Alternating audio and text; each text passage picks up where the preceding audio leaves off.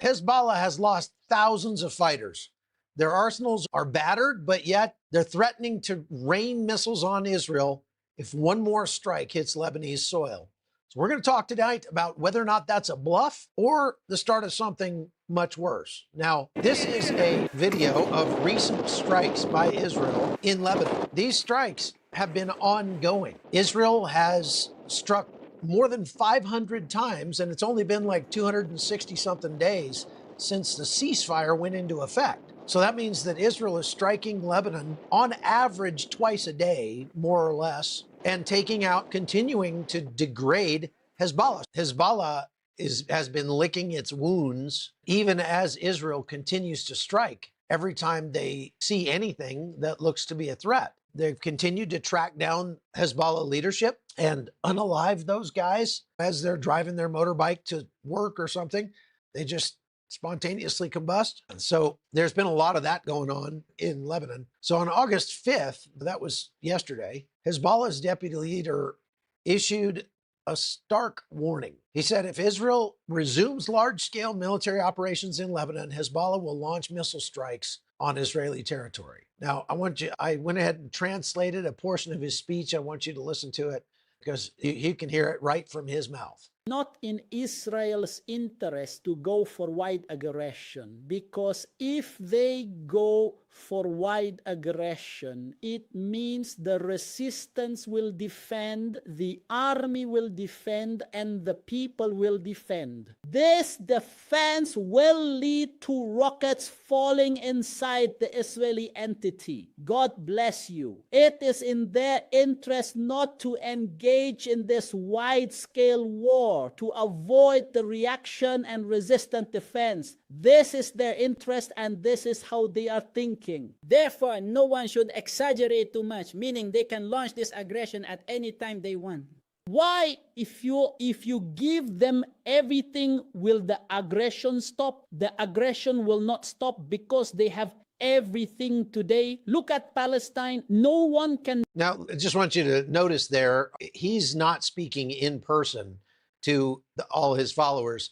He's hiding in a bunker someplace because that guy his little big white beanie there will soak up a missile very quick as Israel continues to drop warheads on foreheads in Lebanon. Deprive Lebanon of its strength to protect its sovereignty, policy, and capabilities.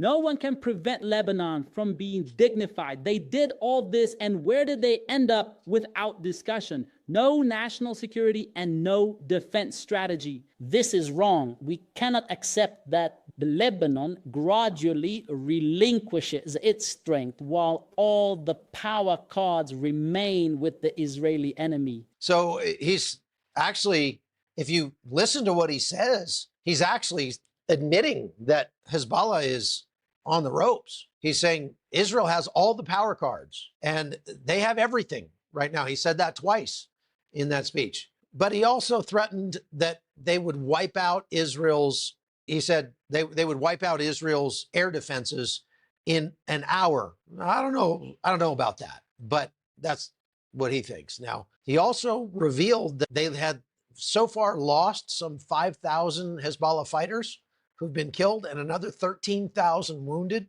so far in this war. But he insisted that the group remains operationally capable. I don't know how true that is because he's hiding in a bunker. Everybody's afraid to go near anything electronic, and it's really thrown those guys for a loop. And Israel continues to find and destroy their heavy weapons and missiles and command centers and things like that. That doesn't mean they don't have a lot left. They probably do have plenty left that they could use.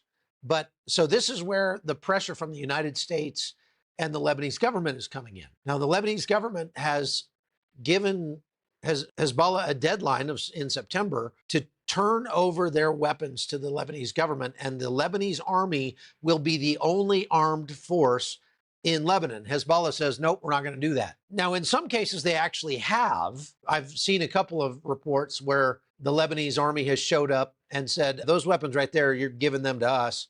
And they didn't have much choice, so they handed them over. But at least by what they're saying, they are not going to give up their military capabilities. And Israel has already said that would be cause for Israel to re-enter Lebanon and go back to shooting on the ground, not just dropping warheads on foreheads. So if that happens, Israel has said, we will not differentiate between the Lebanese army and Hezbollah. They know that a good portion of the soldiers in the Lebanese army either moonlight as Hezbollah or have family members who are in Hezbollah. And there's been a lot of crossover as the United States has given the Lebanese army, get this, $330 million a year. The United States military transfers weapons, Humvees, armored vehicles, things like that to the Lebanese army. That's your tax dollars and mine going to support an army which is actually fairly weak. And the reason they're fairly weak, even with that kind of cash infusion,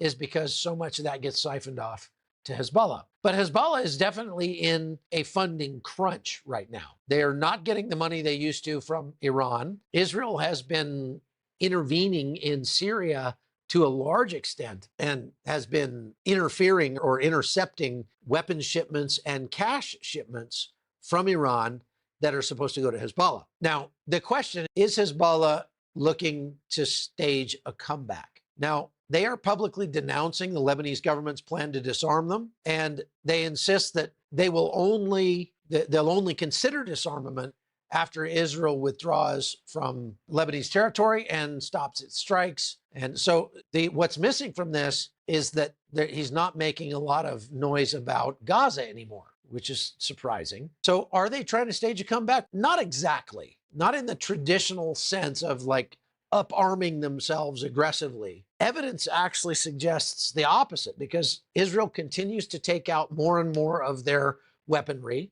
They may be getting some new stuff, but on balance, they're losing more and more of their military materiel every day. But the problem is that's not good enough for Israel. Israel is saying, no, Hezbollah has to completely disarm. Otherwise, we're coming back into Lebanon and we're going to take and hold territory just like we're doing down in Gaza. See, holding their land is the one thing that really scares those guys. They're looking for ways to scale back their arsenal. They're getting less support from Syria as well. And although some past U.S. intelligence has indicated that they've been attempting to rebuild their stockpiles after losing a large portion of their arsenal, current reporting points toward a more cautious posture. And that's why I like to actually translate and listen to the tone and the words that the leader actually says. Because listening to that, he starts out by saying, we're going to overwhelm Israel's defenses in an hour with all our missiles.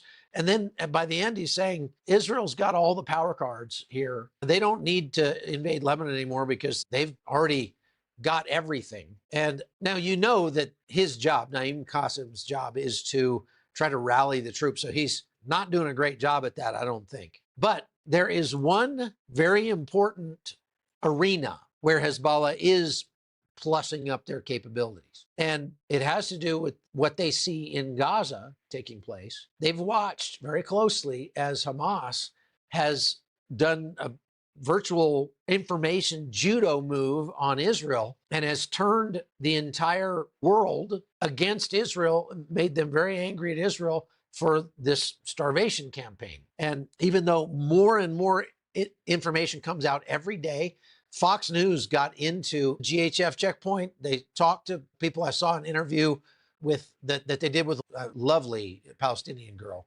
And she was very clearly saying, Hamas is the problem here. The Americans are giving us food. The world body is trying to give us food. The only thing that's causing misery in Gaza is Hamas. She was very clearly saying that. So I wonder what's going to happen to her. But it's interesting to see for sure.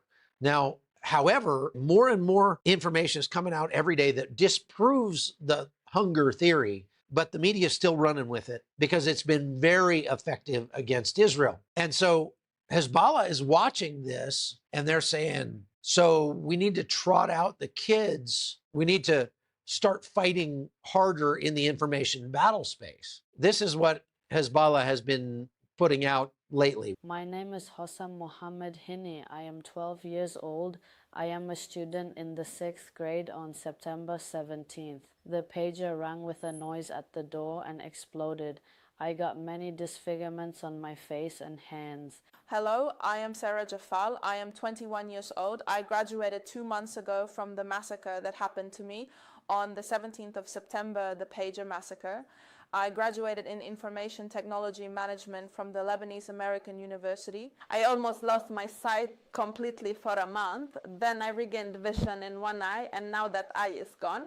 I also experienced amputation of fingers and partial amputation of fingers, the right hand as well. So they're putting out a lot of these interviews. And of course, it's very sad. It is the nature of war, and that is collateral damage, point, period, end of story. And I wish that Hezbollah had not fired tens of thousands of rockets at Israel to cause Israel to have to essentially pull the nuclear option on Hezbollah, something that they'd had in place for years, and decided it's time, we've got to push that button. Maybe you shouldn't be part of a terrorist group. And if you are part of a terrorist group, there's a good chance your wife and kids are going to get affected by that in a negative way. There have been plenty of wives and children that have been killed in this war because they were in the same house or in the same room with the father, who was a high-ranking terror operative, and had a missile come through his window. Israel actually tries to avoid that whenever possible. They will watch a subject for a long period of time and wait, and they're very patient, and wait to see if there's a period of time, like when the kids might be at school or the wife is off in the marketplace every day or whatever, and say, at what point is this guy alone where we can smoke him without taking out his kids? They do try to do that, but sometimes you just can't help it. And that's the nature of war. Now, running the numbers, Israel has killed fewer civilians per capita in this war than the United States did in Iraq or Afghanistan. But you still hear this genocide. They're just beating the drum for genocide in Gaza. The mainstream media, everybody's calling it a genocide, and it's having real world repercussions. I'm going to talk more about that in a minute. But I want to show you this graph of actual genocides and what they did. So the Holocaust reduced the Jewish population by 63%. The Rwandan genocide reduced the Hutus by 81%. The Armenian genocide, which happened and caused actually part of the Holocaust, reduced the Armenian population by 78%. And the Cambodian genocide reduced the population by 25%. In this war, this is going back to 1948, because they've been claiming genocide ever since then, the Gazan population has increased by 450%. So Israel trying to secure its borders, trying to keep out terrorists, and trying to stop rocket attacks and bombings and things like that from Gaza, has managed to, if they're trying to genocide the people, as Mike Huckabee said the other day, they're very bad at it. So this cannot be called a genocide in any way, shape, or form. It's intellectually dishonest to call what's happening in Gaza a genocide. It totally is. Israel could have killed twice as many Hezbollah operatives if they didn't care about the civilians. No question. Every time Israel makes a strike, whether it's an airstrike or a mortar or an artillery strike or anything like that, a drone strike, there is a lawyer standing next to the commander that has to order the strike, watching and listening to everything that's going on. And that lawyer can turn it off in a heartbeat. He can say, or she, you're not authorized to do this strike. What they're looking for is whether or not this is a just and righteous strike. And if they didn't do that, a lot more civilians would have died, but a lot more Hamas operatives would have died too. And Israel would be much closer to ending this war. That might be over by now. And they would have lost a lot fewer Israeli soldiers. So in a really perverse way, what you have are Israeli soldiers putting themselves at greater risk in order to save Palestinian lives, in order to keep from killing Palestinians. And there's so much evidence out there about that. You don't have to go to Israel. You don't have to go to Gaza and see it for yourself. There's so much information on Telegram and X and Facebook and everywhere else that proves what I'm saying. The knock-on, what do they call those knock bombs that they drop on a building just to let people in the building know that they're about to flatten that building so they have time to get out. have saved hundreds, if not thousands of lives in Gaza. That's why there's such good footage out there of buildings in Gaza getting blown up by missiles, because they know that Israel is going to strike that building, since Israel lets them know ahead of time. And what this does is allows Hamas to live to fight another day as well. And that obviously is prolonging the war, right? Now, back in Lebanon, just to reiterate, Hezbollah is warning it'll strike Israel if they resume attacks on the ground. So if Israeli troops come into Lebanon, we are going to start shooting missiles at Israel again. However, their political strength remains intact. They might be diminished militarily, but politically in the areas that they control, they still have a lot of support. So these are pro-Hezbollah protesters that are protesting in Lebanon, I think this is in Beirut, in support of Hezbollah. So as a political force, they still are winning votes out there. That doesn't bode well for this whole operation. So we may see more Israelis being evacuated from the north, IDF troops going into Lebanon. They have already said, we're going to continue to strike Lebanon whenever we see something that needs to be struck. And they've got drones flying over Lebanon all the time. They are doing the same thing in Syria. They have done on-the-ground raids in Syria over the last couple of days. They are continuing to cause things to spontaneously combust in Iran as well. There was an Iranian, explosion that happened. This is the one in Lebanon. But that Iranian explosion, there's been multiple ones almost every day. So there are more drone attacks, not flying from Israel all the way to Iran, but from within Iran. There are Mossad agents running all over Iran, just causing havoc, trying to keep Iran on the back foot as well. Now, just an hour ago, Amir Tsarfati reported that a senior Israeli official said that Iran is planning another attack on Israel in the near future. Now, we've heard that, 3 times now? And I think perhaps these explosions that keep taking place in Iran are part of the reason why Iran is trying to get it together to be able to strike Israel again, because they're just really upset that things keep going kablooey in their country, and it's costing them a lot in terms of materiel, capability, and morale for their troops.